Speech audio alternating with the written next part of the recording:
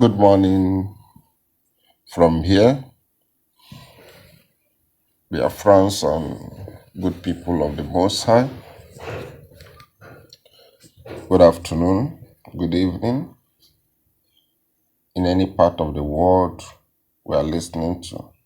In a very brief moment, let's look at this issue at hand. Let's look at what I've been thinking all through the night. I've been taking an in-depth thinking as regards to various political developments in the contraption, and I sum it up by saying we are at the verge of the final onslaught as regards to the project of Islamization. And what does that imply? It simply means that these guys haven't bullied to the corner those we called our allies, those we entrusted, or those we ignorantly looked upon as our political class, haven't bullied them to the corner, have decided to do the final stage of their agenda. Just in less than 25 minutes, because I know too many programs are coming up, like Sunrise newspaper review, and too many programs are definitely going to come up. But let's look at this as much quick as possible and let that build up a thinking pattern for the day for us. I want to say this, that there will be no total Islamization of Nigeria. There will be no total imposition of Islam on the life of every individual occupying the geographical reality known as, or geographical expression known as Nigeria, on the atmosphere or before or on the adoption of liberal democracy. If the Western democratic system is operational here, is operational in Nigeria, it will be a strong impediment, it will be a strong opposition to the Islamization agenda, because liberal democracy encourages questioning, it encourages assessment, it encourages review. But these guys haven't understand that their project cannot excel, their intentions cannot excel without opposition when there is a liberal democratic system or Western system of democracy. So what they have chosen is to reconfigure the democratic system into a system of democracy that can flow together with Islam, that can flow together with their project, with their vision, with their mission. And what are they doing? If you look at all the Arab wars, you find out that some of them said they practice democracy, but in their own version of democracy. Because Islam and liberal democracy is a very big opposition to each other. Western democracy and Islamic system of governance are on a strong opposition to each other. So what these guys do most times is when they say they have taken the concept of democracy, they reconfigure it, they re-engineer it according to their own definition. And one of those definitions is what you see in Egypt. Egypt claims to be a democratic state. What you see in countries like Turkey, Turkey claims to be a democratic state. What you see in countries like, what is coming up in Sudan. So one of the ways they achieve this, or one of the configuration they give to a democratic system that can work in pari passu, work in harmony with Islamic regime, is to get all the other organs of the government, which is the legislature and the judiciary, getting them under the executive control. That's how they do it. In Egypt today, RCC controls the parliament, so the judiciary.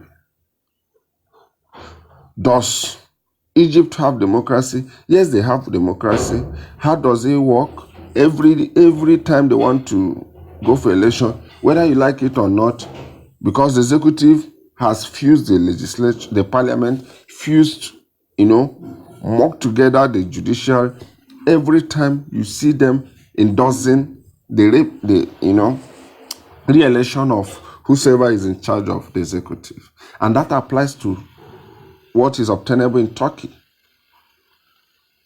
Erdogan has been there. Is Turkey a democratic country? Yes. Do they have independent legislature? No. Do they have independent judiciary? No. So these are ways these guys understand democracy. That is their own definition of democracy. One powerful man as the president, controlling the legislature and controlling the judiciary. And today, where are we? There we are today. Yesterday's event is a clear indication that Nigeria has arrived on that Islamic system of democracy. And if you expect the world to stand against this, you're kidding. If you expect America to stand against that, you're kidding.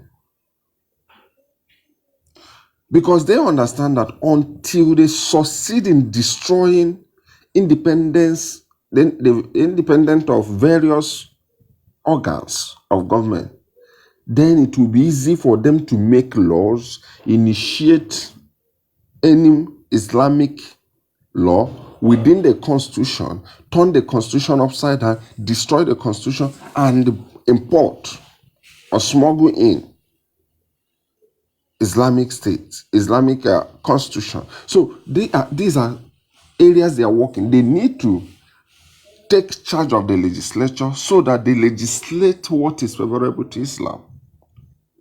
They have taken over the judiciary so that when you talk, they use the police, the security agents under their control, and take you to the judiciary. The judiciary will use Islamic version to get you condemned. That is exactly where we are. It's unfortunate that while these things are happening, the Christian clergy that's supposed to get the people sensitized are even lost. They don't even know what is happening. Or if they know, most of them, I don't know. Careful with the word to use in describing their actions. So that is where we are. They have succeeded in reconfiguring the democracy that was gotten, that was hardly fought for by Nadeko, by other Democrats. They have, within less than 5 years, The liberal democracy we saw in the hand of Obasanjo, the liberal democracy we saw from Obasanjo to Goodluck Jonathan, the democratic system that was, to an extent, furnished that even Goodluck's time we have what we call freedom of information law. These guys, less than 5 years, have destroyed everything, messed up everything, hijacked the legislature, hijacked the judiciary, hijacked the security structure. And today they are telling us, whether you like it or not, that there is a strong presence of OIC in Nigerian internal affairs, by telling you that structures will be built by money they got from OIC, and that OIC media wing is going to be activated very soon. For those of you who are skeptical, or who thought we were, the message we foresaw, earlier, just wait for the final onslaught. And today they are telling us that even the OIC media campaign will be, activated, which means they have to start on time to work on our children, the minds of our children. It's a psychological thing. So think about this. Think about the democracy you experienced from 1999 till 2015. Just think about that democracy, and think about the democracy you have today. They've taken over all the institutions. They've taken over the agencies. They've taken over the 3 organs of government. What is left? The executive will be exhibiting rascality.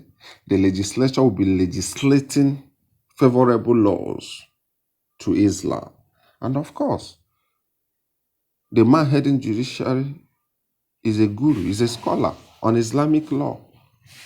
So what else are you waiting to see them before you think? They have shown to you that they do not care how you think. However you think, that you should go to hell with that thinking pattern. And I think people are now appreciating. I learned that, I just learned this morning that Southeast leaders called emergency meeting,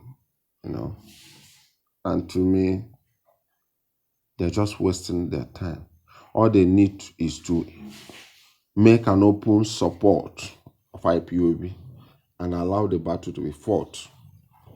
This cowardice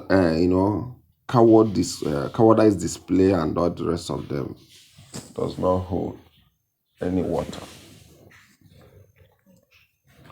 So that is my submission. That is my submission. They have taken over everything. The executive is gone.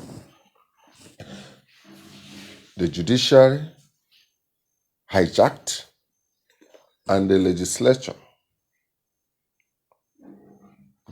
taken over. What else? Because they need to configure the democracy to the Islamic favorable system that is obtainable in Turkey, that is obtainable in Egypt, that is obtainable in other Arab nations. Then the final Islamization agenda will take place. And that is what you saw. The president is a Muslim, not just a Muslim, a fanatic. Those heading the security apparatus, they are not just Muslim, but they're fundamentalists. The man heading the judiciary, in fact, he's a scholar in Islamic study, not even common law, that is obtainable on secular state. And yesterday we saw another disgrace. The Senate president, Muslim, And from Core North, the speaker, same, because the man just converted few months ago. I learned he was a deacon in one of the Yoruba churches. And because of speakership, he ran to Saudi Arabia and got himself converted. And they favored him. You can now see where we are. Don't expect the so-called Khan that is being heavily, majority of them are of Yoruba extraction, who don't see anything evil in Islamization, because most of these top Yoruba pastors you see, even their parents are Muslim. So to them, not anybody can be converted. So when you expect Khan to react, you're fooling yourself. Because the foundation of Khan, the composition of Khan is of those who are used to Islamization. Because the top Pentecostal clergymen you're seeing within the ambit of Khan, of the Yoruba extraction. And they will tell you it doesn't matter. There's no problem on that. After all, my name is Obumosho Obumoni, and Tunde, my brother, is a Muslim. So it doesn't. It is us that the project is targeted at. And that's why we must sit up to responsibility. So, finally, the deal has been done. And I think everyone who cares to know, everyone who should be sincere to himself, who is rational, who is objective to his assessment, will now accept or agree with the fact that what Nnamdi Kanu said years back is now being displayed by before those who even accused him of sounding a voice of a small boy. Even the Eastern Allies, whether you call it South-South or Southeast, are now seeing the whole thing before them. So, let's hear what will come out from them. But shame to the likes of Ohaneze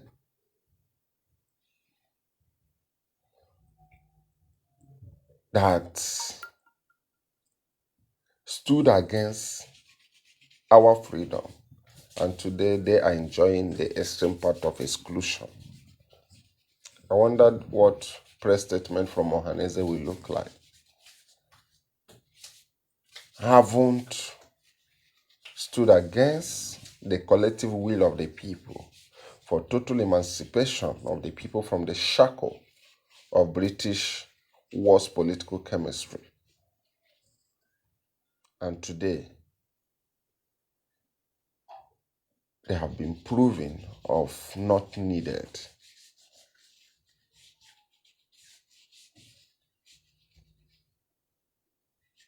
So Hanese should think about it. Because I do know, for us, nothing can stop us from where we're heading to. And anyone who dares to stop us, irrespective of your socio-cultural group, your political structure, will be seen as an enemy. May God bless each and every one of us as we see a new day, a new time in our various countries of our board. And may He preserve us today. Grant us the wisdom, grant us the boldness, grant us the divine shield, divine protection. Grant us the incorruptible heart to stand for that which is upright. And above all, may He show us mercy in any way we have offended him. May he rebuke those who wants to make us slaves. May he give us strength, boldness to confront the oppressors.